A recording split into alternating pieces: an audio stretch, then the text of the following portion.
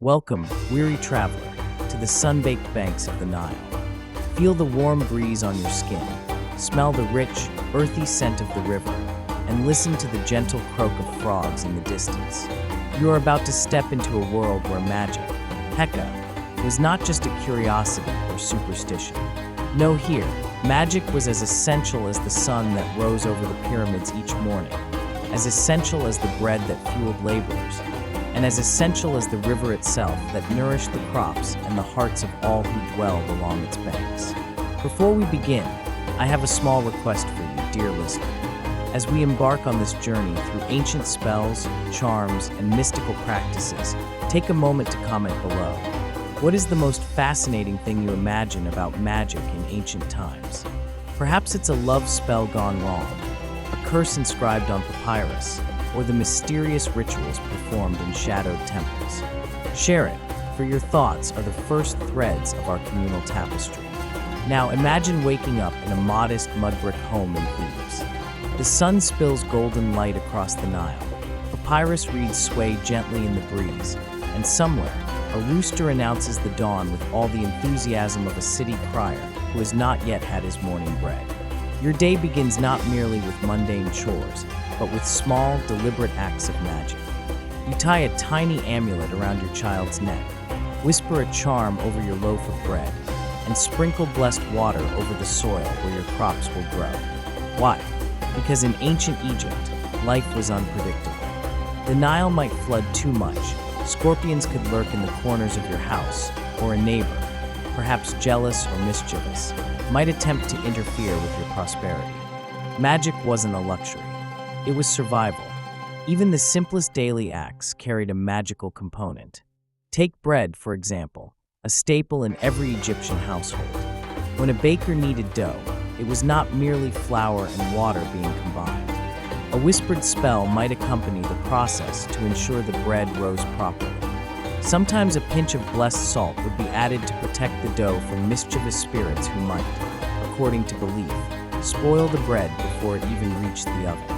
Imagine the baker, mumbling under his breath, casting protective words over each loaf.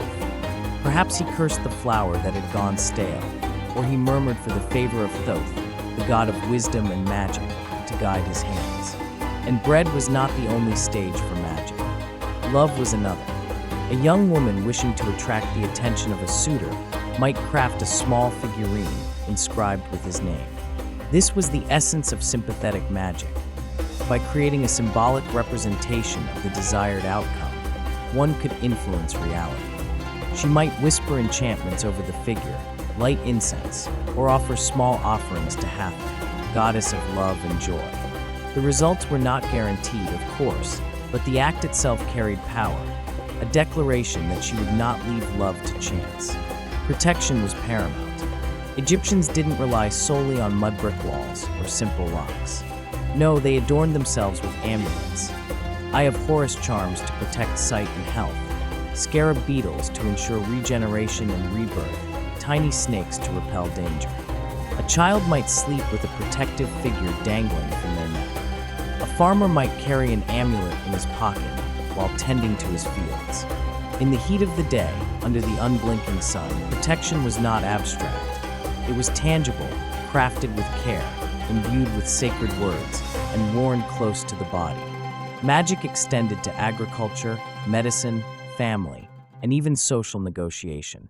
A farmer might sprinkle blessed water over his fields, muttering the name of Thoth or invoking Osiris to ensure the Nile flooded just right. Not too much, not too little. A midwife might chant to Isis to ensure a safe birth. Even children were participants in this magical ecosystem, carrying amulets and whispering small charms taught by their elders. Magic was woven into life so thoroughly that one could hardly step outside without encountering it. A passerby carrying a protective charm, a merchant whispering a blessing over his wares, a scribe inscribing magical words onto papyrus to ensure success in business. And let's not forget the household deities and minor spirits that lingered in the nooks and crannies of homes. Egyptians believed that spirits could influence every aspect of daily life. Mischievous imps might trip travelers or spoil food, while benevolent household gods could provide guidance, protection, and even a touch of good fortune. Small shrines in homes were commonplace, complete with statues, offerings, and incantations. A meal might begin with a whispered prayer to ensure the food's sanctity, a reminder that divine favor, or disfavor, was never far away.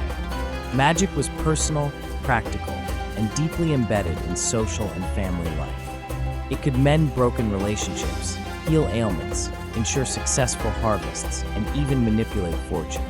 A well-chosen amulet could protect a child from illness. A small ritual might ensure safe travel across the treacherous desert sands. And a whispered spell could deter jealousy, ward off disease, or influence one's neighbors. In ancient Egypt, magic was not something relegated to the exotic or the elite. It flowed through every household, touched every profession, and even colored casual interactions. Consider the market scene in a bustling Theban street. Merchants chant blessings over their goods. Children carry tiny amulets shaped like animals or gods, and buyers might inspect a loaf of bread or a piece of cloth not only for quality, but for the efficacy of the accompanying charm. A wealthy noble might hire a private sorcerer or consult a temple priest for advice on magical matters. At every level of society, magic was intertwined with commerce, health, and social life. The Nile was not just a river, but a conduit for spiritual energy. The air was not just wind, but a medium through which charms, incantations, and divine influence traveled. Magic also had a humorous side, whether intended or not. Imagine a farmer muttering elaborate incantations to protect his goat, only for it to wander into the neighbor's field anyway. Or a young couple trying a love spell, whispering words to Hathor, and having the wrong neighbor fall in love instead. Magic in ancient Egypt, while deeply serious, allowed for moments of irony, surprise, and even laughter. It reminded the Egyptians that while humans could plan and prepare, the divine and mystical forces were capricious, and a sense of humor was perhaps the wisest magic of all. Healing was another vital sphere for magic. Physicians, often priest-physicians, did not separate medicine from magical practice. A physician treating a patient might combine herbs, poultices, and incantations, invoking the help of Isis, Thoth, or Sekhmet, the lion-headed goddess of healing and disease. The line between empirical knowledge and spiritual intervention was blurred, but it was effective enough to ensure survival in a challenging environment.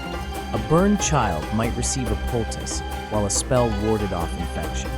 A sick cow might be treated with a charm, as well as a medicinal draft. Magic even extended to the afterlife. Egyptians believed that the dead required magical assistance to navigate the duat, the realm of the dead. Spells, charms, and amulets were buried with them to protect the soul, guide it past dangers, and ensure it reached eternal peace. Life and death were entwined with Heka, and the magical practices of the living could influence the fate of the deceased.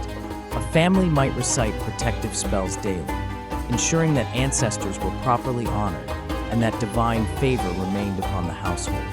At its core, daily Egyptian magic was a practice of balance, protection, and engagement with the divine. It was not feared, it was respected. Every household, every temple, every street in Egypt was alive with magical energy. Whether you were a farmer, a baker, a midwife, or a child, magic was as natural as breathing. It was the invisible thread connecting mortals to gods, humans to spirits, and the present to eternity. So, as you sit back and let your mind drift along the Nile, picture a young mother whispering protective words over her child, a scribe carefully inscribing charms on papyrus, a farmer sprinkling blessed water over his fields, and a priest waving incense in a temple to invoke the favor of Isis. Magic was everywhere, in bread, in love, in life, and in death. And now, dear listener, having glimpsed this world of spells, charms, and whispered words, prepare yourself. Tomorrow, we will step deeper into the divine. The gods and goddesses who wielded, inspired, and controlled magic itself, shaping reality, destiny, and the fates of all who dwelled along the Nile. Before we continue, take a moment to comment. Which Egyptian spell would you cast if you could? Protection, love, wealth, or something delightfully mischievous? Share it below, and imagine your spell floating over the Nile, joining those whispered by millennia of Egyptians. You've wandered along the Nile, witnessed the whispering of spells over newborns and bread, and felt the invisible threads of magic weaving through daily life. Now it's time to meet the real powerhouses behind the charm and wonder, the gods and goddesses of ancient Egyptian magic. You see, magic, Heka, didn't float aimlessly through the air. No, it was deeply anchored in the divine.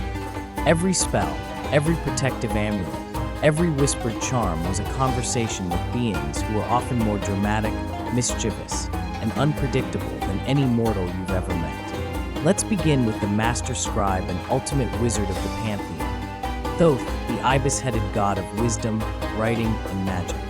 Imagine him perched in a golden hall, quill in hand, recording the fate of the cosmos and occasionally judging your spelling mistakes. Egyptians believed that Thoth invented writing, numbers, and the magical language that allowed humans to influence the world.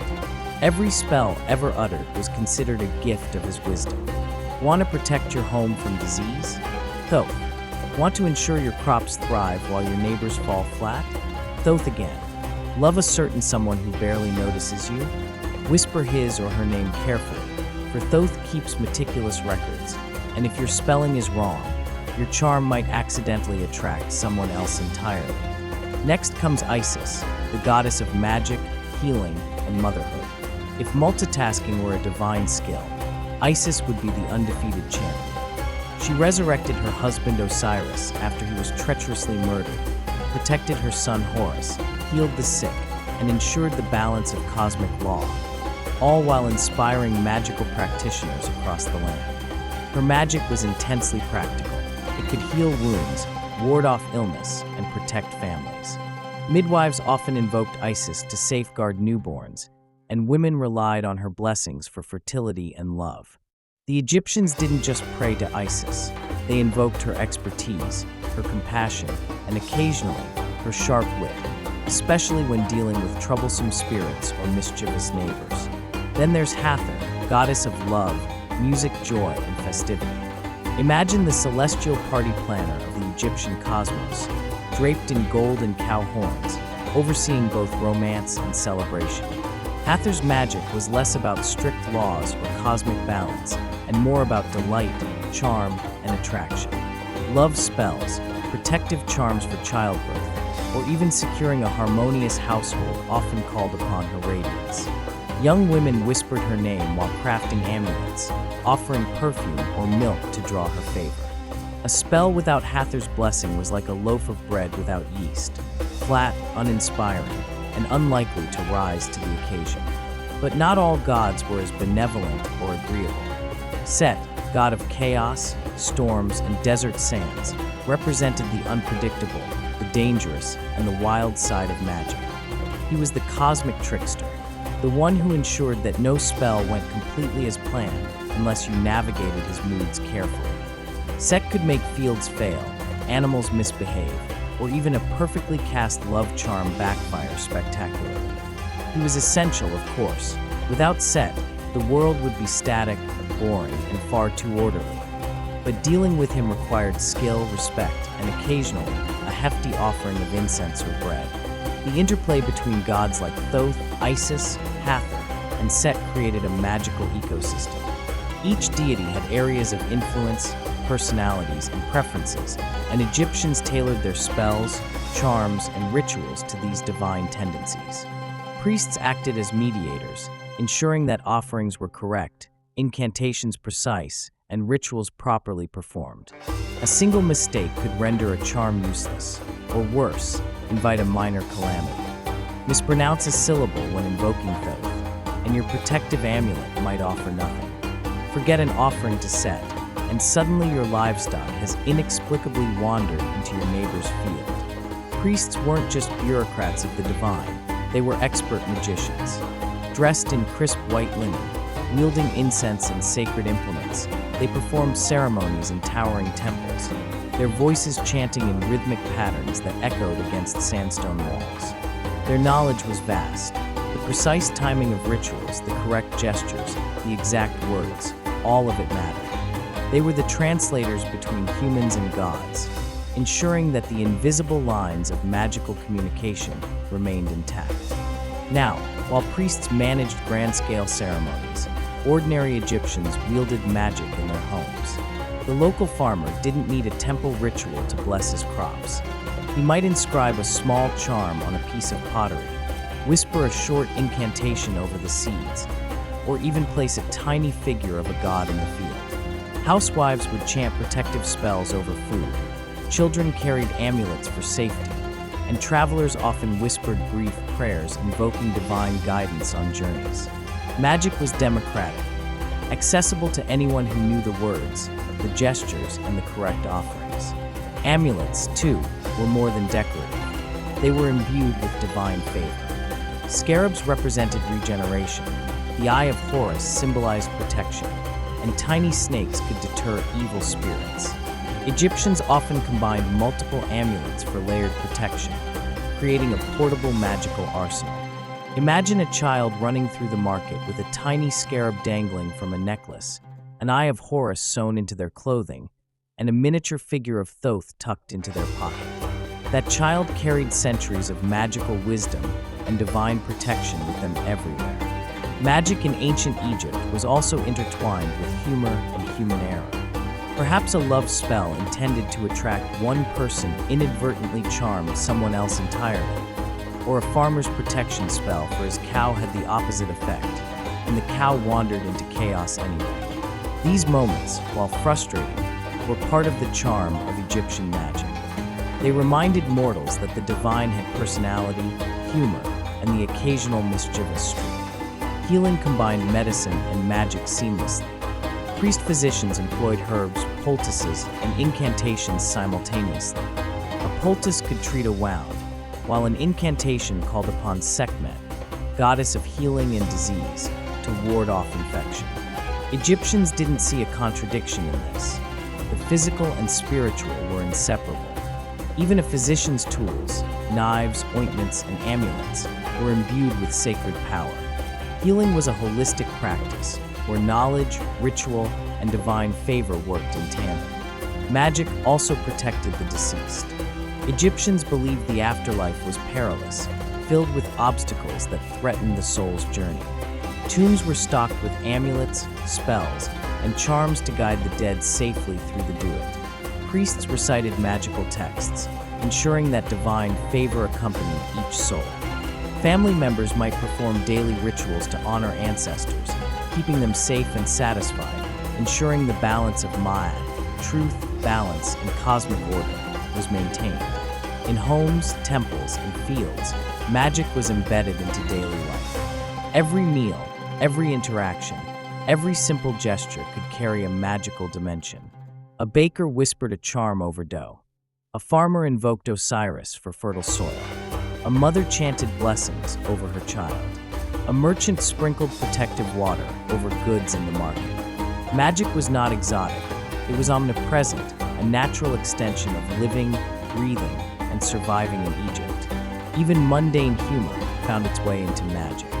A spell miscast might cause the wrong person to fall in love, or a protective charm could end up amusingly ineffective. Egyptians didn't always succeed in their magical endeavors, but they respected the process. Magic required attention, devotion, and a deep understanding of divine personalities. And above all, magic was an art, subtle, pervasive, and deeply human, despite its cosmic connections. By the end of the day, the Egyptians knew that magic was essential, divine, and intimately connected to the gods. From the grand rituals of priests to the whispered charms of farmers, magic sustained life, ensured protection, and maintained cosmic balance. It was practical, personal, and profoundly intertwined with the divine. So imagine now, priests chanting in temples, farmers sprinkling blessed water, midwives invoking Isis, children carrying tiny amulets, travelers whispering prayers, and everyday Egyptians conducting magical acts, whether small or grand. Magic was the invisible thread connecting mortals to the divine, humans to spirits, life to the afterlife, and order to chaos. As you drift into thought, consider this. Magic in ancient Egypt was not simply superstition. It was a living, breathing practice, a language spoken between humans and gods, an art of influence and protection, a tool for survival, and sometimes a source of humor. The gods were not distant. They were present, participating in the rhythm of life, guiding, testing, protecting, and occasionally teasing those who dared to speak their names. And tomorrow, dear traveler, we will explore the tools of witchcraft, wands, amulets, papyri, and symbols that allowed humans to channel divine power directly, shaping reality and destiny with the stroke of a hand or the utterance of a sacred word. You've met the gods, glimpsed their personalities, and felt the invisible threads of magic weaving through daily Egyptian life. Now it's time to see the instruments that mortals used to speak to those gods, channel their powers, and sometimes, just sometimes, amuse them with a clever trick. Magic in ancient Egypt wasn't just about words. It was about objects, symbols, and the careful orchestration of ritual. From tiny amulets worn around the neck to elaborate papyrus scrolls inscribed with spells, every tool had a purpose, a history, and a dash of divine charm. Let's begin with amulets, the pocket-sized powerhouses of Egyptian witchcraft. Picture them, small, intricately carved, and often worn on a cord or sewn into clothing. Amulets were more than decorative jewelry. They were living magic, tangible conduits for divine protection. The scarab, for instance, symbolized regeneration and transformation. Carved in stone or faience, the scarab amulet was placed on the chest of the deceased, believed to ensure rebirth in the afterlife. Imagine a tiny, shiny beetle, diligently rolling its mystical ball of power over your soul as you journeyed through the duet. Mortals didn't carry scarabs only in death. Children and travelers wore them too, warding off misfortune and keeping personal energy in alignment with cosmic order. Then there was the Eye of Horus, arguably the most famous protective symbol in Egyptian magic. Its intricate design, resembling a human eye with decorative flourishes, wasn't just visually appealing. It was believed to embody the protective gaze of Horus himself. Merchants placed Eye of Horus amulets in their shops, farmers tucked them into seed bags, and sailors tied them to their boats to prevent disaster on the Nile. Essentially, it was like a cosmic do not disturb sign, except instead of warding off neighbors, it warded off malevolent spirits, snakes, or sudden misfortune.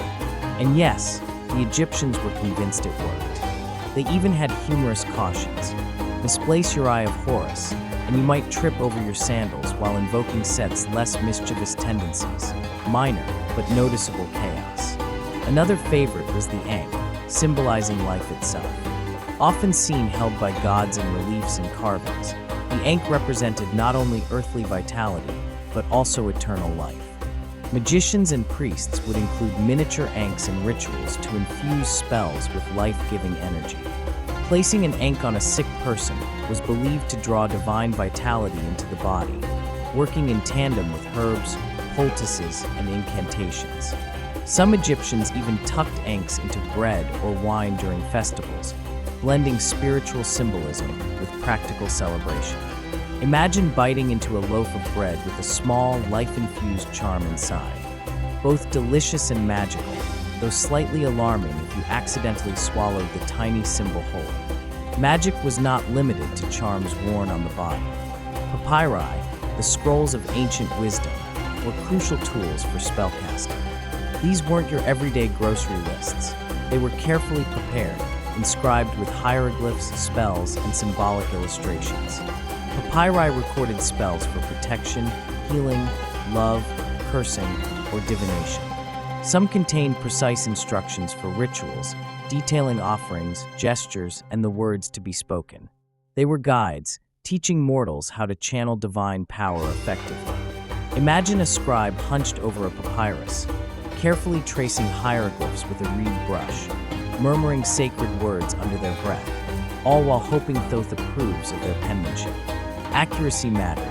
Miswriting a single glyph could render a spell useless or, in true Egyptian fashion, create a humorous or chaotic misfire. Then there were wands. These weren't just theatrical props. They were instruments of intent, often made from wood, ivory, or precious metals, and sometimes inlaid with stones. Wands were wielded by priests and magicians to direct magical energy during rituals, touch amulets, or anoint sacred objects. Imagine waving a wand over a newly baked loaf of bread to ensure protection from spoilage or mischief. Wands were sometimes topped with symbols of gods, ensuring that the divine gaze guided the spell. And like any good tool, they required careful handling. Wave it carelessly, and you might bless the neighbor's livestock instead of your own. Minor chaos, but amusing to the gods, no doubt. Magic also thrived in ritualistic tools and symbols. Cups, knives, incense burners, and bowls were meticulously prepared, each imbued with sacred meaning.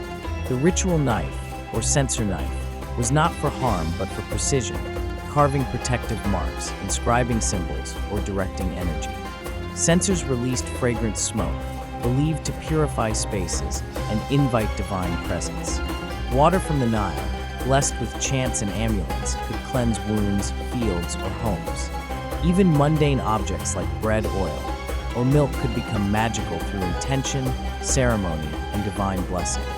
Egyptians didn't need modern technology to infuse everyday items with power. The magic was in their belief, preparation, and relationship with the gods. Symbolism was everywhere. The lotus flower represented rebirth and enlightenment, often used in spells promoting personal growth or spiritual awakening. The cobra, representing Wadjet, the protective goddess of Lower Egypt, was invoked for defense and vigilance. Snakes on amulets or papyri weren't just artistic flourishes. They were channels of divine guardianship. Egyptians recognized that power could be subtle. A carefully drawn symbol on a doorway, a small carved figure hidden in clothing, or a whisper of incantation as a meal was served. These were everyday magic, blending practicality, protection, and playfulness. Even everyday life required minor magical tools. A mother might draw protective symbols on her child's crib, sprinkle water imbued with a charm over milk, or place an amulet near a sick sibling. Farmers marked fields with protective symbols, whispered blessings over seeds, and tucked amulets among crops. Travelers carried tiny charms and protective oils, ensuring safe passage along the Nile or through the desert. Students or scribes sometimes carried miniature versions of Thoth symbols to guide their learning and maintain sharpness of mind. Magic was woven into the mundane, making ordinary acts extraordinary. Magic wasn't only about protection or healing. It could be delightfully mischievous. Egyptians crafted love charms and minor curses, sometimes to influence neighbors, lovers, or even rivals. Perhaps a small figurine of Set was strategically placed to encourage a playful prank, or an amulet of Hathor was worn to attract attention at a social gathering. Wands could nudge fortune in subtle ways. Papyri contained incantations that teased fate, and incense could summon minor spirits for entertainment or guidance.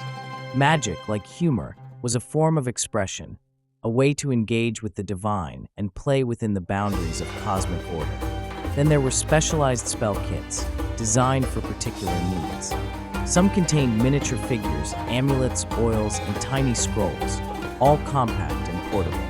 A traveling magician could perform ceremonies on the move, ensuring protection, love, or fortune at any stop along the Nile. Merchants sometimes carried blessing kits for their shops, while farmers kept small collections near fields or granaries. Even households with no trained priest or magician could maintain a small magical arsenal.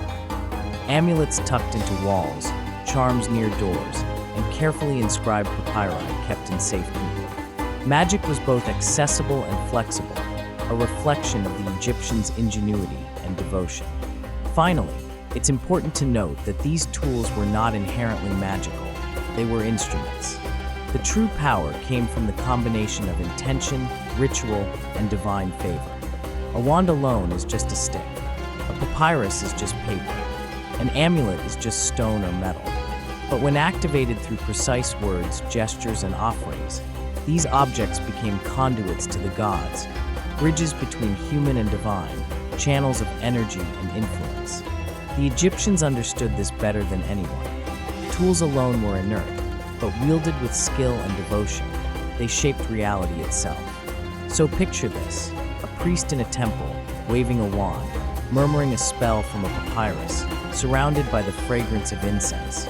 A farmer sprinkling protective water over crops with a tiny scarab tucked into his pocket. A mother whispering blessings over her child while secretly hoping Hathor favors the child's future suitors. A traveler checking that his eye of Horus hangs correctly around his neck before boarding a boat bound for a distant town. Magic was everywhere, tangible and subtle, grand and personal, serious and humorous. It shaped life, safeguarded the soul, and maintained the cosmic balance that defined ancient Egypt. As your mind drifts over these enchanted objects, consider this. In a world without modern technology, Egyptians wielded tools of imagination, faith, and divine guidance. Their magic was practical, immersive, and deeply integrated into daily life. Amulets, papyri, wands, symbols, and ritual objects were extensions of human intention, elevated by belief and sanctified by gods. Every action carried significance, every object potential, every whisper power. Tomorrow, traveler, we will explore famous Egyptian spells, from love charms and protection rituals to curses and transformative magic. We'll delve into how these incantations were written, spoken, and enacted, and how mortals, gods, and spirits danced together in a complex, humorous, and sometimes perilous magical tapestry. Traveler, you've seen the tools. Tiny scarabs, wands, papyri, and amulets, all brimming with potential, all awaiting your intention. But tools alone do not magic make. They are inert without the breath of words, the rhythm of gestures, and the careful placement of offerings. This is where spells come in. Welcome to the world of Egyptian incantations, charms, and curses. A place where spoken word shapes reality, where laughter, mischief, and divine power mingle, and where a humble farmer could, with a few well-chosen words, nudge fate ever so slightly. Let's begin with protective spells, the bread and butter of daily Egyptian magic. Protection was paramount, whether for body, home, livestock, or soul. One of the most common protective spells invoked the gods directly. Horus, Thoth, and Wadjet were frequent witnesses and guardians. A simple incantation might go like this, though in reality, carefully inscribed hieroglyphs were preferred. Horus is my shield, Wadjet my guide, keep all harm at bay as the sun crosses the sky. Imagine mumbling that while sprinkling water over the doorway, a tiny eye of Horus charm dangling nearby. To us, it might seem quaint, but for the Egyptians, this was serious business. Evil spirits, snakes, misfortune, and the occasional overly ambitious neighbor could be kept at bay with a few words and a bit of intent. Humor often sneaked in, too. Some incantations include phrases warning spirits not to trip over the sandals of my household or get confused by the smell of my cooking. Small, playful touches that remind us magic was both practical and personal. Then there were healing spells. Egyptians were ingenious in combining medical knowledge with magical intention. A patient with a fever might receive both a poultice of herbs and a spoken incantation. The spells could be lengthy, describing the illness as an intruder to be expelled, the body as a sacred temple, and the gods as kindly but firm physicians. One spell might address the ailment directly. Depart, O fever, like the morning mist. Let Thoth guide the heat away and restore the balance of the body. These weren't idle words. They shaped the ritual, focused the healer's intent, and reassured the patient. Healing spells often combined humor to ease fear, treating the disease almost as a mischievous guest who simply needed polite persuasion to leave. Ancient Egyptian medicine and magic were intertwined, a practical yet enchanting symbiosis. Next, we have love spells, arguably the most playful and sometimes scandalous branch of Egyptian magic. Love, affection, and desire were considered forces that could be influenced with precision, provided you followed ritual protocol. Magicians might inscribe spells on papyri, create figurines, or anoint objects with scented oils. A simple love spell might read, "As the lotus blooms by the Nile, let name, S heart awaken to me, with the patience of the ibis and the clarity of the sun." Yes, they could be sweet and romantic, sometimes with a humorous undertone. And yes, some were borderline manipulative. Egyptians understood human desire, the complexities of attraction, and the importance of ritual in influencing hearts. Even the gods enjoyed a little mischief. Hathor, goddess of love and joy, was often invoked with a wink and incantations, as if reminding mortals, "I see what you're up to," and it's mildly amusing. Then there were curses, and here we enter the darker, and occasionally comical, side of Egyptian magic. Curses weren't always about malevolence. They were often intended to maintain order, enforce agreements, or correct misbehavior. A disgruntled scribe might inscribe a curse on a papyrus, targeting a thief who pilfered scrolls or a neighbor who violated property boundaries. These curses could range from mild inconvenience to serious spiritual misfortune. May you walk endlessly in circles until you return what you have stolen, and may the ibis of Thoth mock your every step. Notice the humor? Egyptians understood that a curse needed precision, intent, and creativity. Often, curses were elaborately theatrical, designed to entertain the gods as much as chastise the human target. They could involve figurines, inscriptions on tombs, or symbolic gestures. Humor softened the harshness of justice, creating a cosmic balance that satisfied both mortals and deities. But magic wasn't limited to protection, healing, love, or cursing. Transformative spells allowed mortals to influence the physical and spiritual world more broadly. Some spells aimed to ensure bountiful harvests, tame the Nile's capricious floods, or guide the soul safely through the underworld. These rituals often combined objects, words, and gestures in precise sequences. A transformation spell might involve placing a scarab on an amulet, waving a wand in a specific pattern, and reciting a carefully measured chant. Egyptians believed that by aligning intention, ritual, and divine favor, reality itself could be nudged, a subtle art requiring discipline, creativity, and a dash of theatricality. Now let's consider tools in action. A farmer troubled by pests might combine a protective spell with a figurine representing the miscreant creature. The figurine would be inscribed with a specific incantation and buried at the field's edge. The act was both symbolic and practical. It focused human intention, symbolically removing the pest, and reinforced communal belief in divine protection. A sailor might carve protective symbols onto oars or boat hulls, recite protective spells over offerings to Sobek, and ensure safe passage along the treacherous Nile. A baker could whisper a charm over dough, hoping Hathor's blessing would enhance the bread's flavor and ward off kitchen mishaps. Every profession, every household, every individual could apply spells creatively, blending utility with enchantment. Interestingly, many spells relied on wordplay and symbolic gestures. Egyptians recognized the power of sound and intention. They repeated words in specific sequences, paired them with gestures, and even incorporated humor to engage the god's attention. Some spells required dramatization, almost like a theatrical performance, where the magician acted out the desired outcome. For example, a spell to repel snakes might involve a small figurine of a serpent being cast into a basket, accompanied by chants and hand movements mimicking the creature's departure. The ritual was visual, auditory, and spiritual, a complete performance designed to synchronize human and divine energies. Spells could also be highly personalized. Priests, scribes, and magicians often created custom spells for clients, tailoring words, symbols, and actions to specific circumstances. A merchant concerned about theft might commission a spell targeting the hypothetical thief, complete with figurines, inscriptions, and offerings. A family seeking protection from illness might request a protective ensemble, including papyri, amulets, and ritualized objects. Personalization was key. Magic in Egypt was not generic. It was precise, intentional, and adaptable.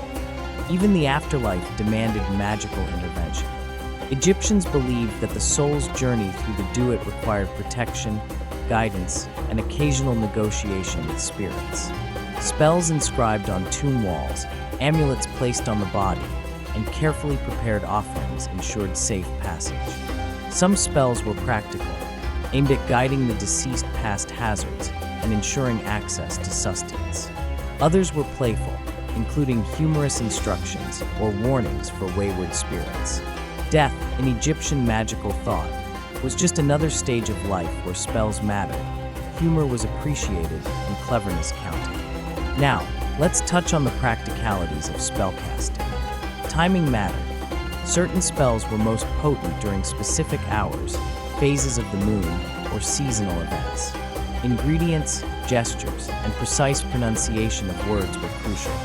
The slightest error could render a spell ineffective or, worse, amusingly backfire. A love spell mispronounced might make the target admire your sandals instead of your eyes. A protective spell executed incorrectly might simply cause minor inconvenience. A spilled jug of water or a mischievous goat wandering into your granary. Egyptians embraced these quirks, often adding humor to incantations, recognizing the gods' amusement in mortal errors.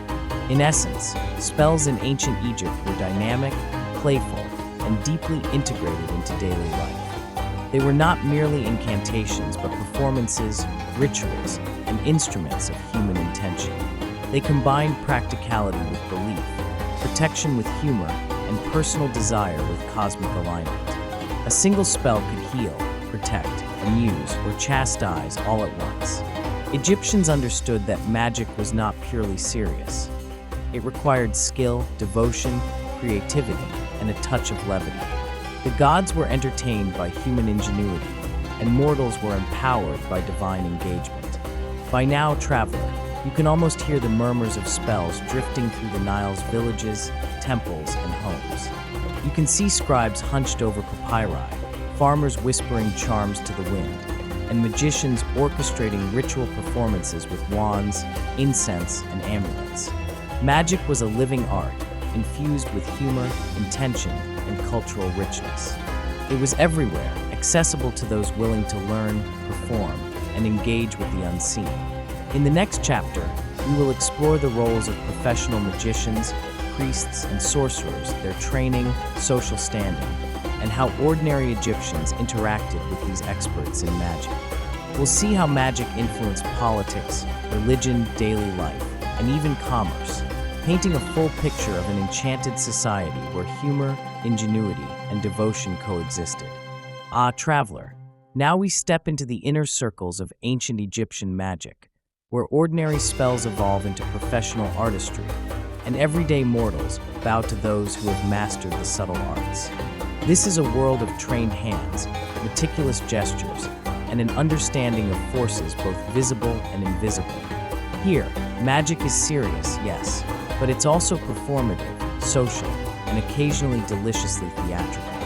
At the heart of this system were the priests, the intermediaries between humans and gods. Not all priests were magicians, but those in temples certainly wielded magical authority. They were trained from youth, often in temple schools, learning not just the correct pronunciation of incantations, but the precise gestures, timings, and sequences necessary to align themselves with divine power. Mistakes were frowned upon, not only for social or religious reasons, but because an improperly executed ritual could produce comical or inconvenient effects.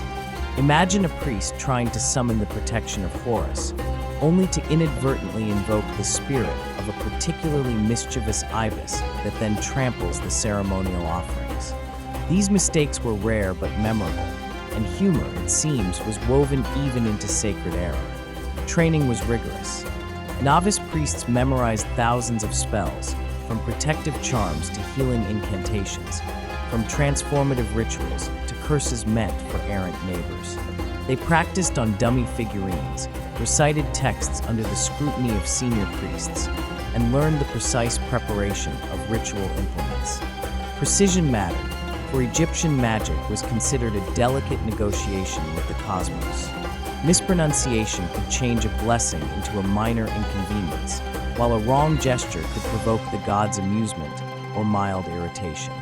And yet, despite the seriousness, humor threaded through instruction. Anecdotes from temple life describe senior priests correcting novices with playful admonishments like, "If you anger Thoth again, I will make you chase your sandals until the Nile floods." The balance between discipline and levity was central to mastery. Outside temples, there existed professional sorcerers and magicians. These were individuals who offered magical services to the public, often for a fee or in exchange for goods. They occupied a complex social niche, respected for their abilities, sometimes feared for their power, and occasionally mocked for their eccentricities. A village might consult a sorcerer to secure protection for a harvest, or to resolve disputes between neighbors using cleverly constructed curses. Sorcerers were known for their theatrical flair. They carried elaborate wands, wore symbolic garments, and orchestrated rituals that were as much about spectacle as efficacy. The Egyptians understood the performative power of magic.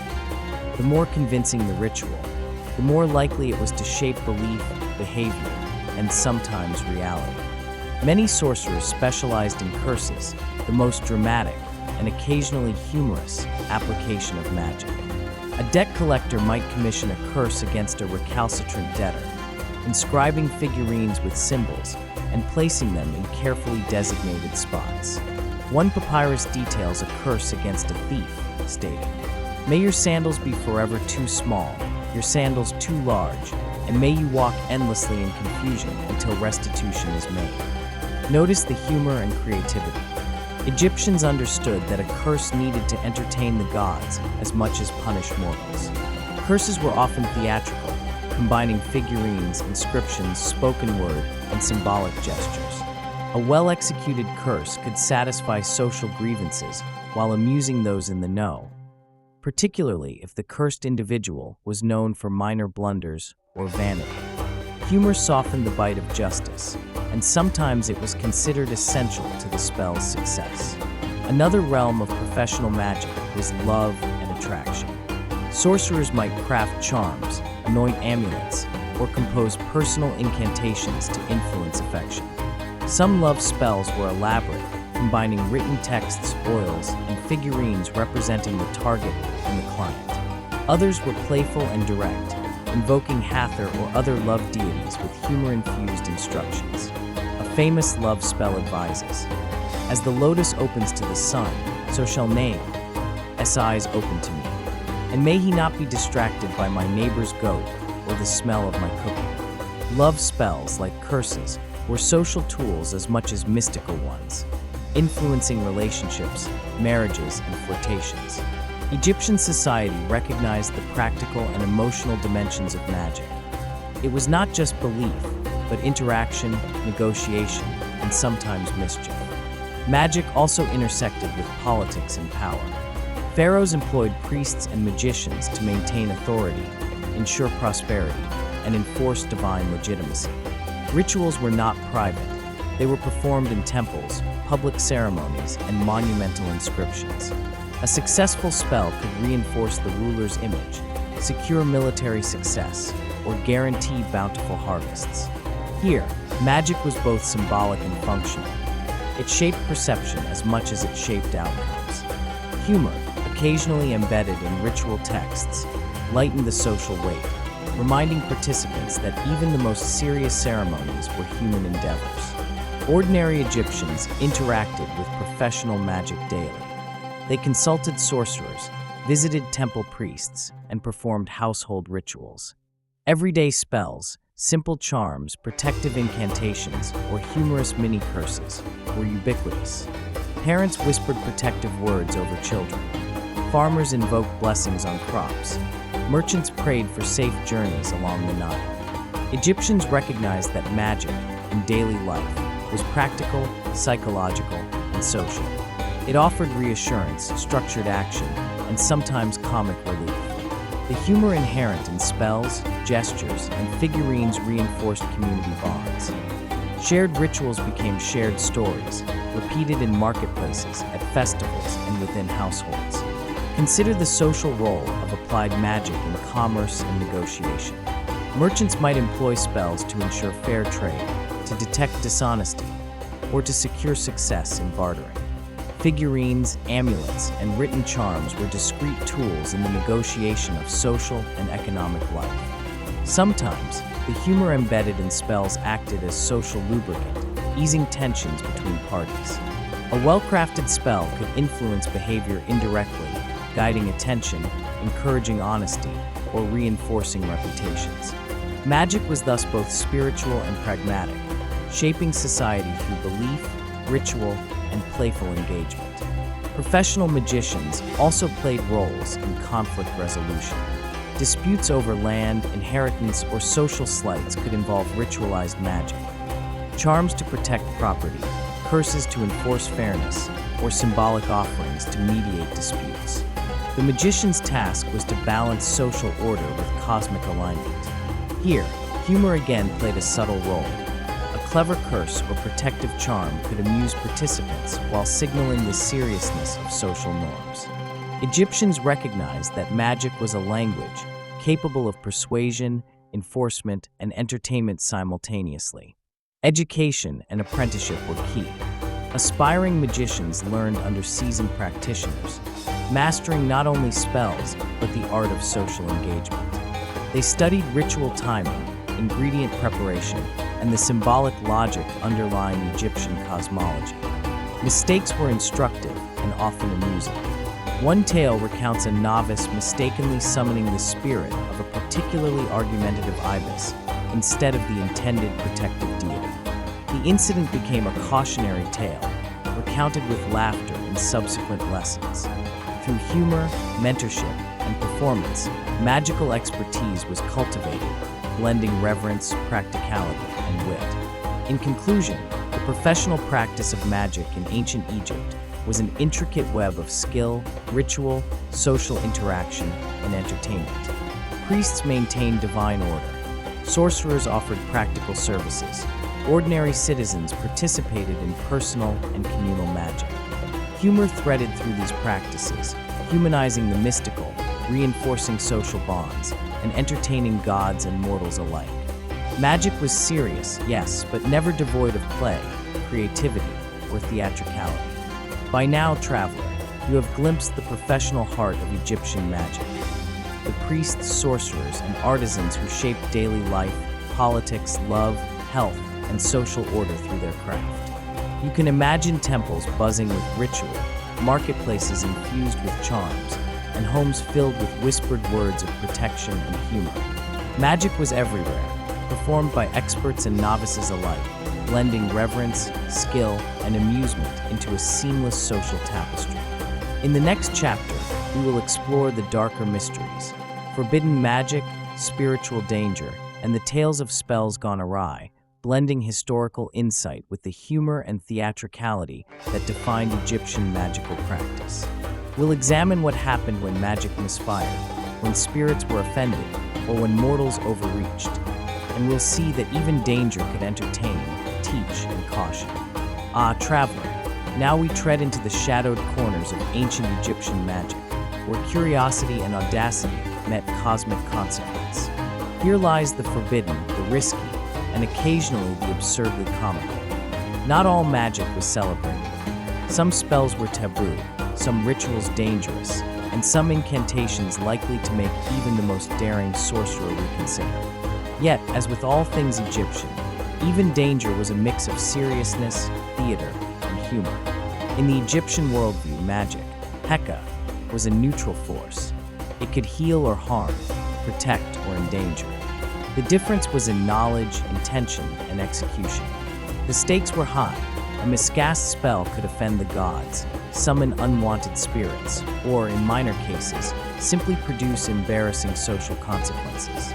Yet humans, as curious and ambitious as ever, were drawn to the edge, to explore the boundaries of power. Here, danger and fascination coexisted. Some of the most forbidden practices involved summoning or binding spirits. Egyptians believed the dead and the divine could interact with the living under certain circumstances. A novice attempting such rites without proper training could invite chaos. Stories abound of individuals accidentally calling forth mischievous spirits instead of ancestors, resulting in practical annoyances. Objects moved, animals startled, doors slammed mysteriously, and in one humorous tale, a revered goose allegedly lectured the intruder in a series of indignified honks until corrective rituals were performed. spells of harm or coercion were also heavily restricted. While socially sanctioned curses existed, aggressive or malicious magic could attract punishment. Legal texts indicate that some spells were treated as criminal acts, particularly when aimed at officials, priests, or neighbors with protective amulets. Yet, Egyptians also delighted in the irony of magic gone slightly wrong. A cursed neighbor might find their slippers mysteriously swapped, or a stolen loaf of bread transformed into a magically sticky, inedible mess. The social laughter that accompanied minor magical mishaps served as both warning and entertainment, reinforcing norms while tempering fear. The preparation of forbidden potions and charms required ingredients not easily obtained. Some herbs were rare, some components ethically problematic, and others required elaborate rituals that, if botched, could produce unintended consequences. One papyrus describes an ambitious villager attempting a love charm using ingredients meant for temple sanctification, only to find their own household cat permanently refusing all affection.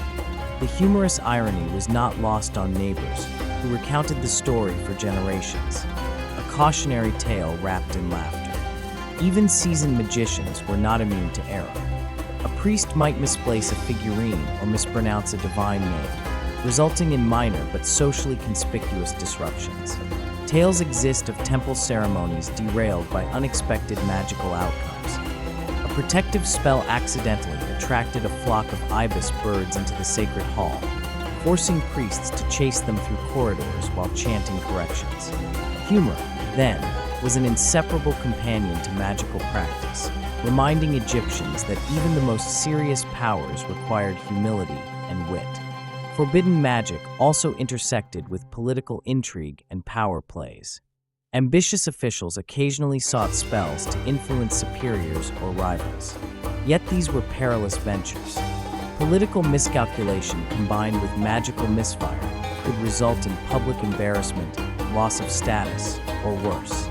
One documented case involved a minor official attempting a charm to ensure favor from a regional governor. Misreading the ritual sequence, he accidentally invoked the spirit of a deceased donkey. Humorously, the story suggests the governor's horse reacted with indignation, and the official's own shoes became inexplicably sticky for several days. Even in failure, the event became legendary, blending political caution, social satire, and magical theory. A particularly fascinating aspect of forbidden magic was its connection to moral and ethical dimensions. Egyptians believed that misuse of Heka could corrupt the practitioner, spiritually or socially. Ritual purity, intent, and adherence to tradition were central to safe practice. Humor often emerged as a teaching tool. Stories of overzealous magicians facing ironic consequences emphasized the importance of balance. One narrative tells of a young sorcerer attempting to manipulate the weather to improve his crops. A minor mistake caused a sudden downpour inside his granary, soaking the entire harvest. The tale, passed down with embellishments, served both as caution and entertainment, highlighting the intricate link between cosmic order and human folly. Magic also played a role in healing and protection, but even these benevolent arts carried risks when practiced incorrectly. Overly ambitious or experimental remedies could worsen illness or provoke divine disapproval. Temple inscriptions caution that a misapplied protective spell could invite the laughter of the gods or turn the hands of the healer against themselves, suggesting both supernatural and humorous consequences. Egyptians, ever observant, chronicled these mishaps in a manner that reinforced communal learning while providing subtle entertainment. In some households, domestic magical experiments bordered on the absurd.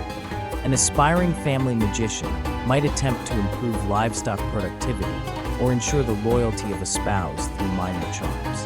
When spells backfired, chickens refusing to lay eggs, or amulets accidentally swapped, neighbors were treated to a private comedy. These domestic tales, often exaggerated, formed part of the social fabric, blending everyday life, magical theory, and humor. One of the most dramatic consequences of forbidden magic involved the unseen forces of the spiritual realm. Egyptians believed that spirits, once summoned or provoked, could interact unpredictably with the physical world. Minor disturbances, objects moving, strange sounds, or unusual animal behavior, were understood as the result of a magical imbalance. Magicians and priests often had to perform corrective rituals, sometimes for weeks, to restore order. Humor, irony, and storytelling helped the community navigate these disruptions, converting fear into amusement and practical action. The social regulation of magic was also notable. Authorities, both political and religious, monitored magical practice to ensure alignment with societal norms. Official temples wielded sanction, whereas rogue practitioners risked social sanctions or legal repercussions. Yet even the threats of punishment were often couched in culturally recognizable humor or theatricality. Tales of magical enforcement often depict minor magical misdeeds, leading to exaggeratedly comic consequences. Spilled oils, tangled cords, or mysteriously vanishing sandals. These narratives reinforced social norms while entertaining, demonstrating a uniquely Egyptian approach to law, magic, and humor. In conclusion, the forbidden arts of ancient Egyptian magic reveal a world of risk, creativity, and community engagement, where the line between power and folly was constantly negotiated. Danger was real, yes, but it was accompanied by humor, storytelling, and social learning. Mishaps provided lessons, entertainment, and social cohesion, reminding everyone that magic, like life, required skill, respect, and a willingness to laugh at one's own missteps. By exploring the shadowed edges of Heka, traveler, you now understand that ancient Egyptian magic was not merely a collection of spells, but a living, dynamic system. It combined reverence, artistry, practical application, and humor. Forbidden magic, dangerous though it was, illustrated the limits of human ambition and the subtle ways the Egyptians used narrative, theater, and amusement to navigate power, risk, and cosmic order. Next, we will step into Chapter 7, where we explore magical tools, amulets, and artifacts, the tangible symbols of power that shaped everyday life, commerce, and belief. You'll see how Egyptians wielded these objects with precision, creativity, and yes, occasional comedic flair, revealing the enchanting material culture of their magical world. Welcome back, traveler. By now, you are well acquainted with the magical currents flowing through ancient Egypt. The spells, the priests, the sorcerers, and even the mischief that lurks in forbidden arts. Yet no magician, priest, or domestic spellcaster operated without their tools. Magic, after all, was tangible as well as mystical. It required objects, symbols, and implements, each carefully prepared, each carrying both practical and symbolic weight. And of course, humor was never far behind. The most ubiquitous magical tools were amulets. Egyptians loved them, adorned in necklaces, sewn into clothing, hidden in burial wrappings, or carried discreetly in pouches. Amulets could protect the wearer, enhance fertility, secure safe travel, or ward off minor annoyances. The Eye of Horus, or Wedjat, is perhaps the most famous example. Representing protection, royal power, and good health, it was worn by pharaohs, nobles, and peasants alike. Yet even such serious symbols were sometimes the source of light-hearted anecdotes. One papyrus tells of a young boy wearing an Eye of Horus amulet upside down, accidentally attracting crows to the family granary. The humor of divine power misapplied was clear. Cosmic forces could be both protective and playful. Amulets came in all shapes and sizes. Scarabs, representing rebirth and transformation, were commonly used. Miniature figurines of gods, animals, and mythical creatures served as talismans for luck or specific outcomes. Some were highly personalized. A baker might wear a tiny Ta amulet to ensure dough rose properly, while a fisherman might carry a best charm to ward off crocodiles and mosquitoes simultaneously. The Egyptians, it seems, approached life with practicality and wit. If magic could help, why not try it? Even if some charms involved absurdly specific protections. Next, we have the ritual implements of professional magicians and priests. Wands, staves, knives, and scepters were essential, each imbued with symbolism and magical significance. The wand, often carved from wood or ivory, was used to direct energy during incantations. Staves could represent authority, invoke divine presence, or serve as conduits for healing. Some wands were decorated with hieroglyphs, animals, or divine symbols, making them both functional and ornamental.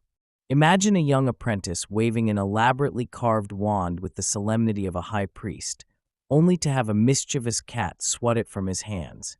Ancient humor, timeless in its execution. Knives, particularly the sickle-shaped bladeless variety used in rituals, had ceremonial purposes rather than practical ones. These could separate forces, cut symbolic ties, or be part of protective rites. Despite their solemnity, mishaps were not uncommon. A miscalculated gesture might send incense flying or knock over an offering.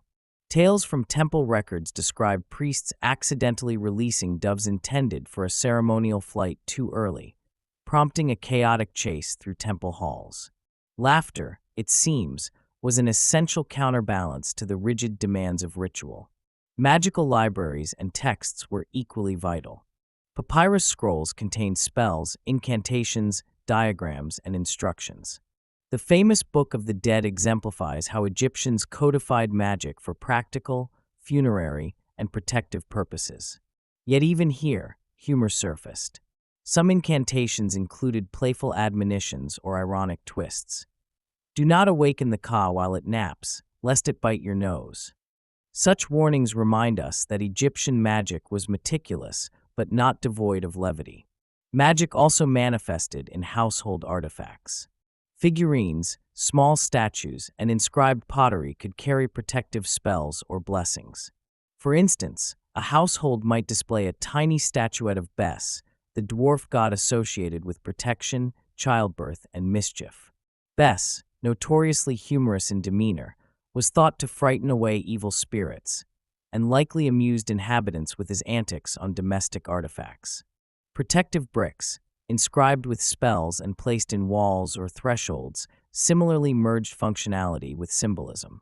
They served as silent guardians, warding off intruders or misfortune, and sometimes, it seems, as silent comedians for anyone who accidentally misread their inscriptions. In marketplaces, magical merchandise was both practical and entertaining. Amulets were sold in small shops, alongside incense, oils, and ritual implements. Sorcerers and charm makers might demonstrate spells publicly, drawing crowds with theatrics and occasional humor. One record recounts a seller casting a mock curse on a mischievous child who tried to steal an amulet, only to have the child laugh and declare they would tell everyone about the terrible curse. Egyptians, it seems, appreciated playful engagement with magic.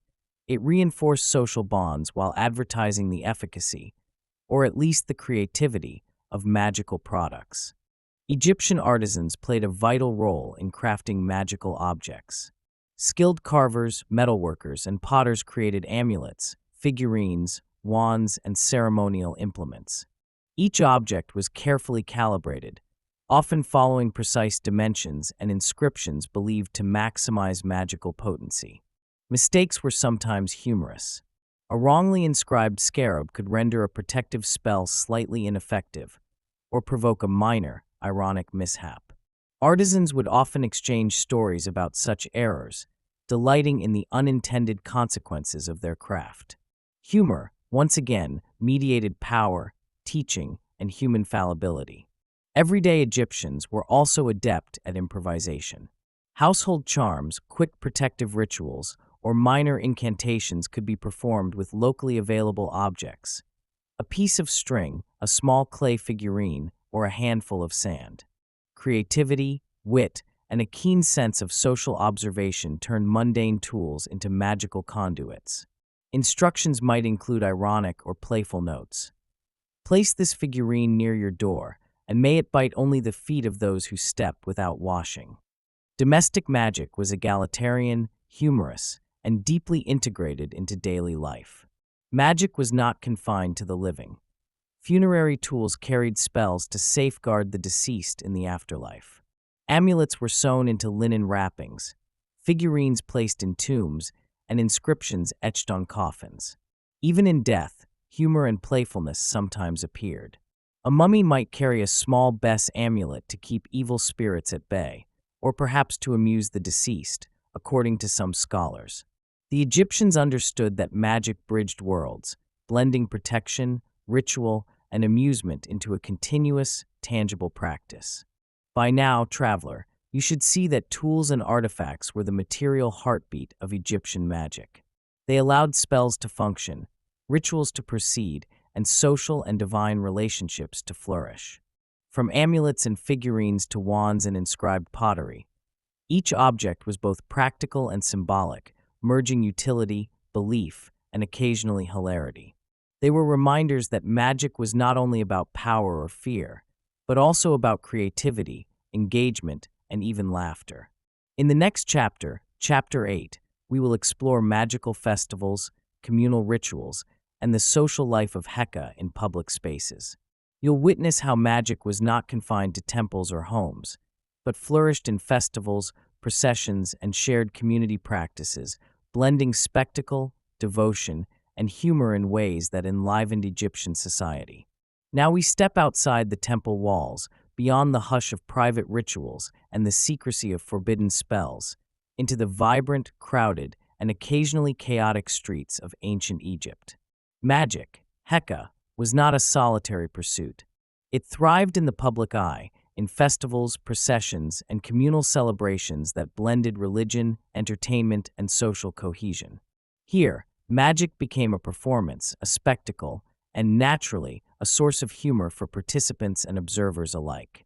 The Egyptian calendar was punctuated with festivals that celebrated gods, seasons, and cosmic events, and many of these included overt magical practices.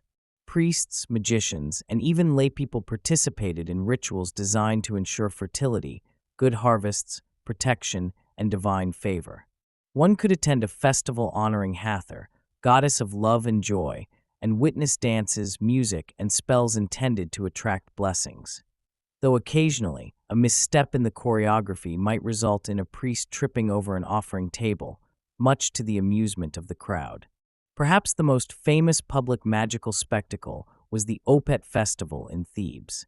This annual event involved a procession of statues of gods from one temple to another, accompanied by priests, musicians, dancers, and citizens. The movement of divine images was believed to reinvigorate the power of the gods, bless the land, and confirm the legitimacy of the pharaoh. Yet amidst solemnity, humor and human error were inevitable. Temple records recount incidents where boats carrying sacred images veered off course on the Nile, prompting a flurry of frantic paddling, shouting, and laughter among assistants and spectators alike. Even divine favor could not eliminate the absurdity of human clumsiness. Processions often included ritual dramas, where actors reenacted myths, divine battles, or cosmic events. These performances were not only religious, but also deeply entertaining. Participants wielded props, chanted spells, and enacted magical events with precise timing. Miscommunication or accidental improvisation could transform a serious ritual into an impromptu comedy. One anecdote describes a minor deity's statue toppling during a reenactment, causing nearby priests to improvise a series of exaggerated gestures to restore balance, which had the crowd in stitches while still preserving the ritual's symbolic integrity. Music and dance were inseparable from public magic. Musicians played flutes, drums, harps, and sistrums, the latter a rattling instrument whose sound was believed to repel evil spirits. Dancers performed both sacred and festive movements, embodying divine narratives and channeling spiritual energy. Occasionally, an enthusiastic participant might get overly caught up in the rhythm, accidentally stepping on the hem of a priestly robe or scattering offerings across the sand. Such incidents were noted with wry amusement and sometimes became part of the oral storytelling tradition, reinforcing social norms while entertaining audiences. Magic in festivals also involved interactive rituals, where citizens could participate in blessings, protective charms, or minor spells. Market stalls near temples offered small amulets, ritual oils, and magical services. A magician might demonstrate a charm to ensure fertility, only for a curious child to tug on the ceremonial cloak, causing incense smoke to envelop the audience in a sudden, unexpected cloud. Laughter ensued, and the magician's skill was measured not only by efficacy, but by composure under unpredictable circumstances. Festivals, in essence, were lessons in the social performance of magic, blending reverence, skill, and humor. Community engagement in magic extended to agricultural rituals. Festivals marking the flooding of the Nile or the sowing of crops were critical for survival, and magic played a central role in ensuring abundance. Priests, farmers, and villagers performed synchronized ceremonies, reciting spells, offering libations, and invoking deities like Osiris and Hapi. Missteps, whether a mispronounced chant or a dropped offering, could disrupt the rhythm, prompting playful teasing among participants. Humor, again, functioned as both social lubricant and educational tool, teaching careful attention while maintaining communal joy. Divination and prophecy were also public spectacles. Oracles, dream interpreters, and astrologers often performed in temple courtyards or marketplaces, offering insights into health, love, or political events. Citizens would present questions, while priests interpreted signs from birds, stars, or entrails of sacrificial animals. Mistaken interpretations were occasionally recorded with humor. One story tells of a man misled by an oracle to believe he would inherit wealth, only to discover that the treasure referred to a literal chest of festival bread.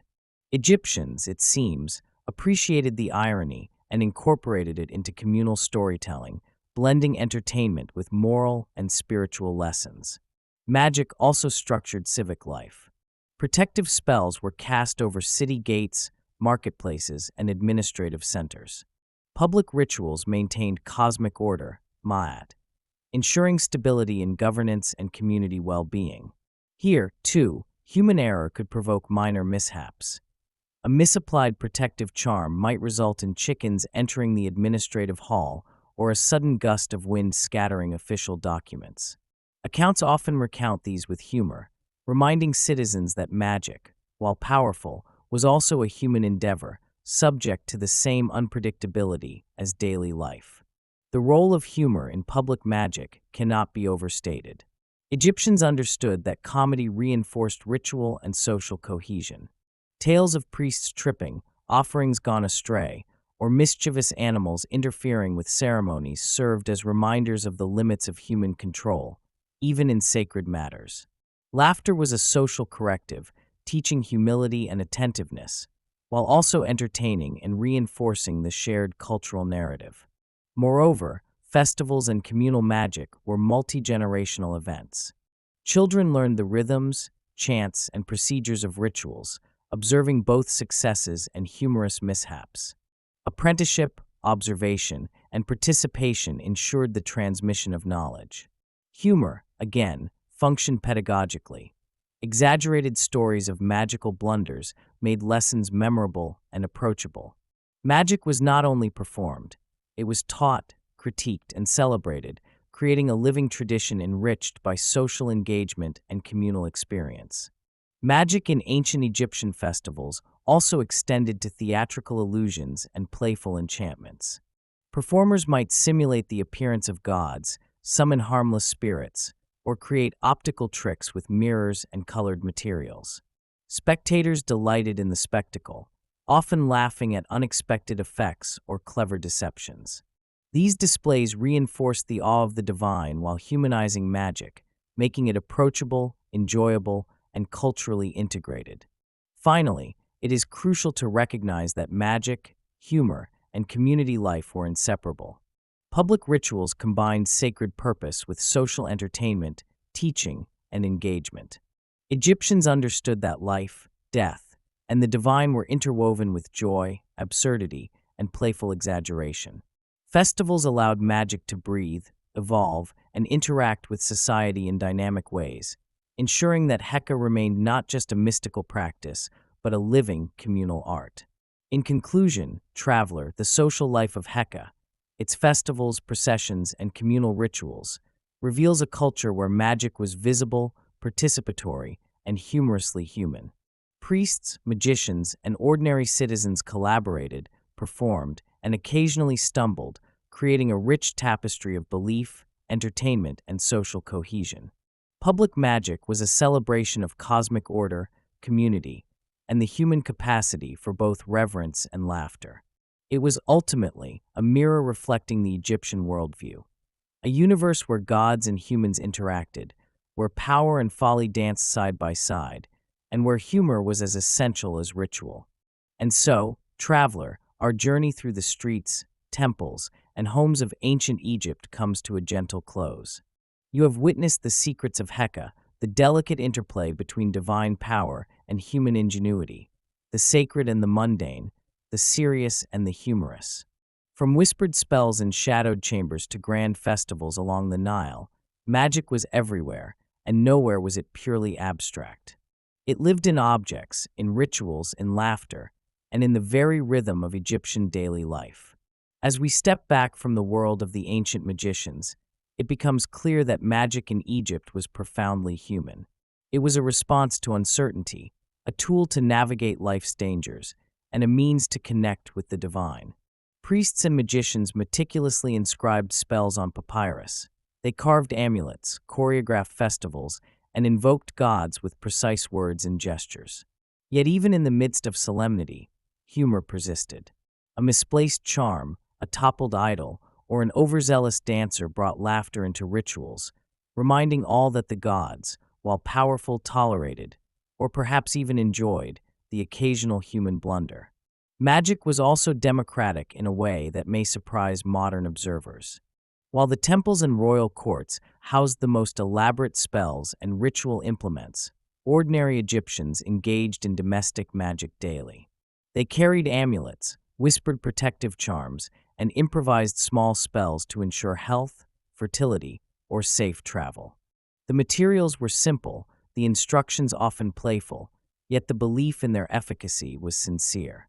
A baker might knead dough while chanting a brief spell. A fisherman might sprinkle sand or incense to guarantee a good catch. Magic, in this sense, was woven into the mundane, transforming everyday objects and actions into conduits of divine power. And then there were the tools, each one a story in itself. Amulets shaped like scarabs, eyes, or gods, ritual wands and staves, inscribed pottery and protective figurines, all served practical, symbolic, and often humorous purposes. Egyptians understood that objects could carry intent, amplify focus, and act as intermediaries between humans and the unseen. Even mistakes in crafting or using these tools became sources of stories, teaching, and gentle laughter. The sacred was never completely divorced from the human. Magic required both divine inspiration and human hands, minds, and occasionally, a good sense of humor. Public rituals and festivals transformed magic into a shared social experience. The streets of Thebes, the temples along the Nile, and the marketplaces became stages for the performance of Heka.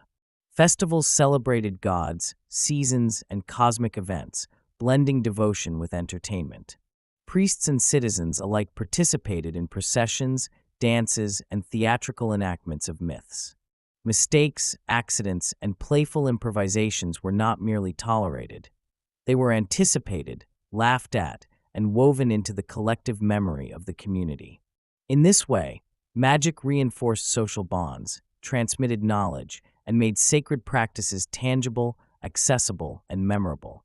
Even in the afterlife, magic endured. Amulets buried with the dead, spells inscribed on coffins, and figurines placed in tombs ensured protection, guidance, and transformation beyond death. Funerary magic combined practicality with artistry, reverence with playfulness. Some amulets were intended to amuse the deceased or ward off minor annoyances in the afterlife, demonstrating that the Egyptians recognized continuity between life and death, seriousness and levity, the human and the divine. Throughout our exploration, one theme emerges again and again: balance. Magic in ancient Egypt was never purely ceremonial or purely functional. It was an art form, a social instrument, a psychological tool, and yes, sometimes a source of amusement. Egyptians understood that life was precarious, unpredictable, and fleeting. Heka allowed them to negotiate uncertainty, reinforce social and cosmic order, and find moments of joy even in danger or mourning. Laughter, creativity, and participation were as essential to magic as precise incantations or meticulously carved amulets. Consider the role of the apprentices and learners. Young magicians observed, imitated, and eventually mastered rituals, tools, and spells. They learned to combine precision with improvisation, reverence with humor. Stories of misapplied charms, mischievous cats interrupting ceremonies, and flustered priests enduring accidental chaos were not merely entertainment, they were teaching tools. They conveyed lessons about humility, attentiveness, adaptability, and the human dimension of divine interaction. We should also reflect on the interdisciplinary nature of Egyptian magic. It blended religion, medicine, psychology, artistry, theater, and community organization. Heka was a holistic practice. Healing spells often involved practical remedies alongside invocations.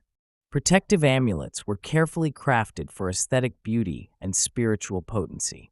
Festivals combined choreography, music, ritual, and civic organization.